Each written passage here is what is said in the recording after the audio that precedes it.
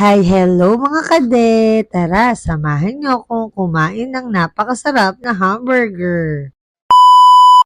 Nandito na naman nga ako sa loob ng gagalangin food park at nag-iikot-ikot at naghahanap ng pwede kong kainin. Nga dito ako sa Pacheco Corner na punta. Nagtitinda sila ng iba't ibang klaseng french fries at mga hamburgers. Pa nga ba ang ginawa ng ating Renny? Umorder na ako ng isa sa bestseller nila na burger.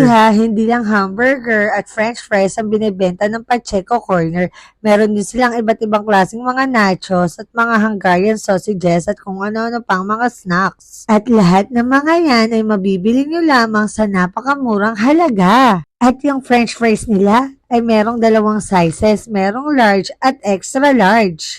Habang ginagawa nga ang aking in-order ay nakipagtsikahan muna ako kay ate.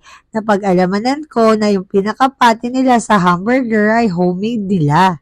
Grabe naman, homemade pala yung patty nila kaya naman pala napakalaki. At eto pa, yung nilalagay nila ng mga vegetables sa pinaka-hamburger ay lahat ay fresh. Ito pa, yung french fries nila sa halagang 120 pesos ay napakaraming serving. Huya mga kade, ayoko na lang mag-talk.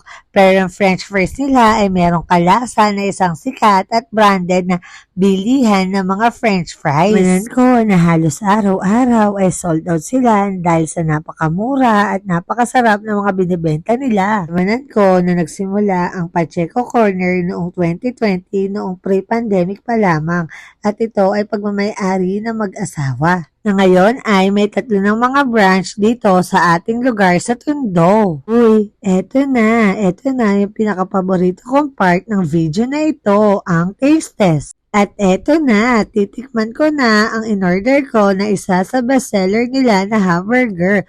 Uy, napaka-meaty at napakasarap ng pinakapati. Uy, natakam yan. Yun lang, salamat.